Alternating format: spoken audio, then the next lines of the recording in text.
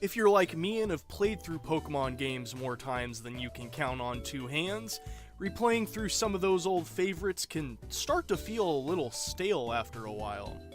Thanks to the power of the internet, some enterprising developers have created tools for these games that can provide you with an experience that you may not have thought previously possible in a Pokemon game. Commonly referred to as randomizers, these programs can edit a ROM file to change all kinds of aspects in the game, from wild Pokemon encounters to the entirety of a species' moves, stats, and type. Let's take a closer look at some of these programs and find out which one that you may want to use on your next Pokemon playthrough. The most popular and fleshed out randomizer for this series is the Universal Pokemon Randomizer. Not only does it support every main series game through the DS releases, it is the most easily accessible in my opinion, and has an incredible amount of customizable features for any game that you might pick. You basically have free reign to make your game as absurd and incomprehensible as you might want, though personally I think it's more fun to take a measured approach to the randomization. Mixing up wild encounters, movesets, and abilities can be fun ways to change things up moderately, but once you get into things like types, stats, and encountered items, the randomization can start to further obscure the inherent balance that the developers intended for the game. Obviously, you can experiment as much as you want, and it might be worth starting over if you don't end up liking the randomized ROM that you created after playing for a while. Now, some of you might be wondering if this is possible with the 3DS Pokemon games. Since UPR does not support any game after Pokemon Black 2, you can make use of a different program called PK3DS for a similar effect in these newer titles. You will need a 3DS or 2DS system with custom firmware if you want to play these games on actual hardware.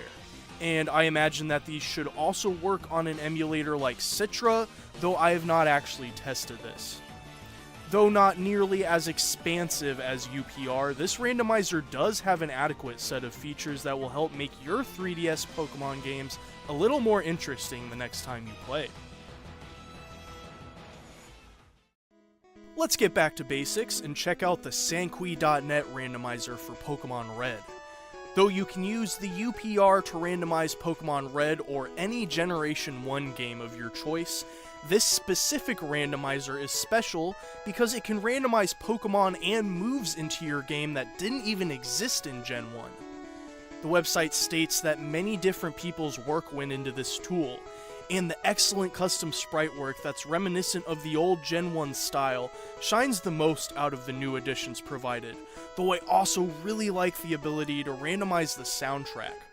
Simply put, if you're looking for a fresh new way to play the timeless Gen 1 games, and also like seeing some of these newer Pokemon show up in the wild, Sanqui.net should be your next destination. Have you ever wanted to fuse Pokemon together into some kind of freakish horror show that's not even suitable for an early 1900s carnival? I'm guessing probably not, and the Pokemon Crystal Rando Fuser won't quite make that nightmare come alive on your screen. Instead, this interesting little tool will take a base Pokemon and a secondary Pokemon and create a new double-typed monster with moves learned from each fused Pokemon's move pool. The sprite of the Pokemon is also changed to indicate its new typing, something that UPR's type randomizer does not have. This makes that awkward venture into unknown Pokemon typing a little more navigable, and overall turns Pokemon Crystal into a fresh experience that you may not have known that you needed. Another Pokemon randomizer that can create random typed Pokemon with sprite palettes that coincide with this change is the Pokemon Emerald randomizer. This is an otherwise pretty standard randomizer program that has since been overshadowed by other projects, and as such, it may not be the first thing that you go out searching for. I included it here in this video because it handles random typing a little more elegantly than UPR. Though the chosen palettes are not always an 100% giveaway for what the new Pokemon's type is, it's usually a solid indicator and is certainly better than nothing at all. There are some other miscellaneous features included here that are specific to Pokemon Emerald. So if you're a fan of this game, this randomizer may just be worth a passing glance for you. Hey, thanks for watching, and I hope you enjoyed this short list of Pokemon randomizer programs.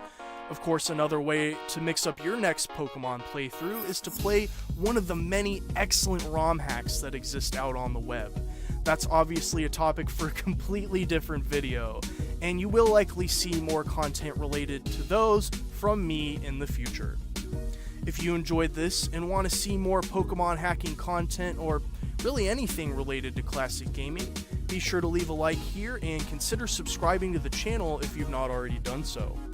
I try to make videos on all kinds of topics related to gaming, at least topics that interest me, but I just can't deny my love for this childhood classic. Anyway, thanks again for watching, and I'll see you all next time.